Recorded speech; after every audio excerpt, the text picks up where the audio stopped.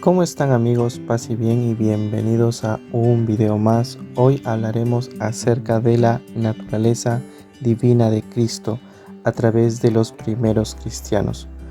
Uno de estos grandes exponentes es Ignacio de Antioquía, el cual fue discípulo directo de los apóstoles.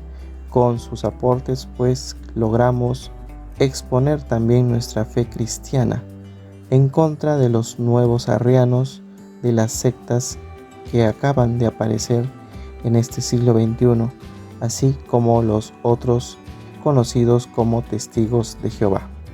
Vamos a ver a través de Ignacio de Antioquía, uno de los primeros cristianos, cómo se tenía de manera presente la naturaleza divina de Jesús. Comencemos. Carta de Ignacio de Antioquía a los de Manganesios, capítulo 8, versículo 1. Hay un solo Dios, el cual se manifestó a sí mismo en Cristo Jesús, su Hijo, que es palabra suya, que procedió del silencio y de todo y en todo agradó a aquel que le había enviado. Carta de Ignacio de Antioquía a la comunidad de los Efesios, capítulo 1, versículo 1. Ignacio, llamado también portador de Dios, a la bendecida en grandeza de Dios en plenitud, y también por la voluntad de Dios Padre y de Jesucristo nuestro Dios, a la iglesia digna de toda bienaventuranza que está en Éfeso de Asia. Mi saludo cordial en Jesucristo y en su alegría sin mácula. Carta de Ignacio de Antioquía a los de Éfeso, capítulo 7, versículo 2.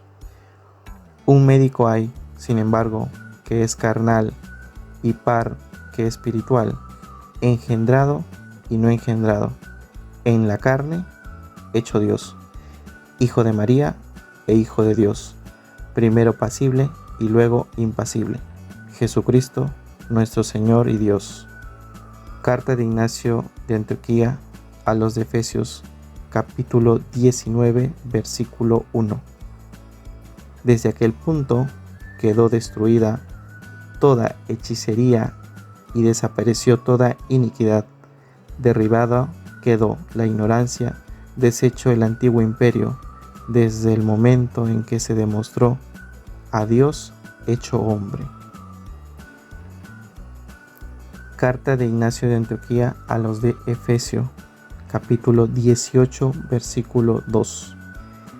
La verdad es que nuestro Dios Jesús, el ungido, fue llevado por María en su seno conforme a la dispensación de Dios, del linaje cierto de David, por obra, empero, del Espíritu Santo, el cual nació y fue bautizado a fin de purificar el agua con su pasión. Carta de Ignacio de Antioquía a los Romanos, capítulo 1, versículo 1. Ignacio, por sobrenombre portador de Dios, a la iglesia que alcanzó misericordia en la magnificencia del Padre Altísimo y de Jesucristo su Hijo, a la iglesia que es amada y está iluminada por la voluntad de Dios, que ha querido que todas las cosas existan, según la fe y el amor de Jesucristo nuestro Dios. Carta de Ignacio de Antioquía a los Esmirnitas, capítulo 1, versículo 1. Yo glorifico a Jesucristo Dios, que es quien hasta tal punto os ha hecho sabios, pues muy bien me di cuenta de cuán apercibidos estáis de fe, inconmovibles, bien así como si estuvieras clavados en carne y en espíritu sobre la cruz de nuestro Dios. En el documento denominado Didache se menciona en el capítulo 16, versículo desde el 1 al 2 lo siguiente: Vigilad sobre vuestra vida, no se apague vuestras linternas, ni se desdiñen vuestros lomos, sino estén preparados, porque no saben la hora en que va a venir nuestro Señor y Dios a salvarnos.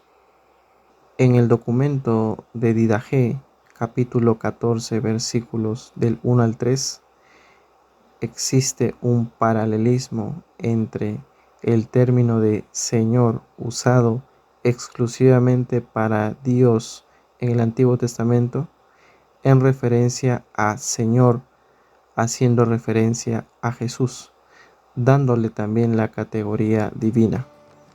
Por eso el texto menciona lo siguiente: reúnanse cada día del Señor, rompan el pan y den gracias, porque este es el sacrificio del que dijo el Señor: en todo lugar y en todo tiempo se me ofrecerá un sacrificio puro, porque yo soy el Rey grande, dice el Señor, y mi nombre es admirable entre todas las naciones.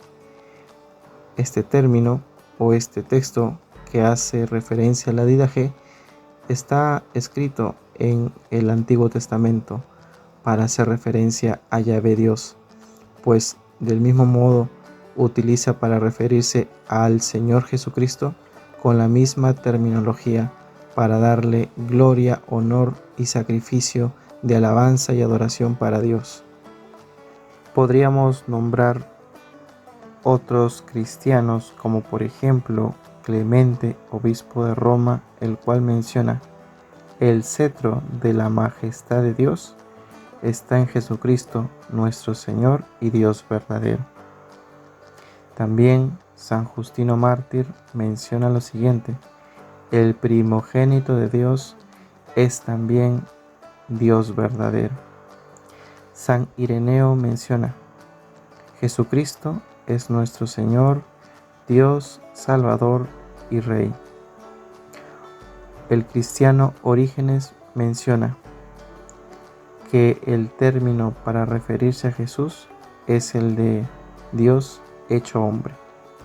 Y así podríamos mencionar a otros cristianos incluso antes de la celebración del Concilio de Nicea, de los que hemos mencionado, y también de los que participaron en ellos, como lo fue el obispo Alejandro de la ciudad de Alejandría y el gran y conocido famoso obispo Atanasio, obispo de Alejandría, gran protagonista y defensor de la naturaleza divina de Jesús, que como ya hemos mencionado en estos artículos y menciones de tantos cristianos del siglo I, II y III que hablan sobre la naturaleza divina de Jesús.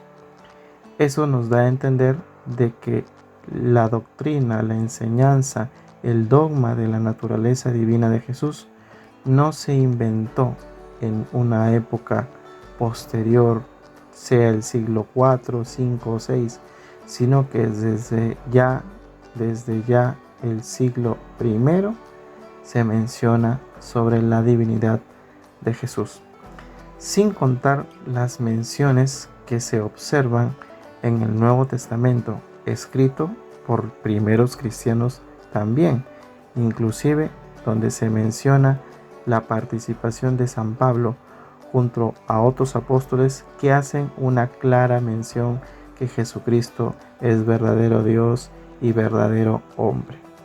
Así que no puede quedar duda alguna acerca de la divinidad de Jesús. Gracias por su atención, paz y bien.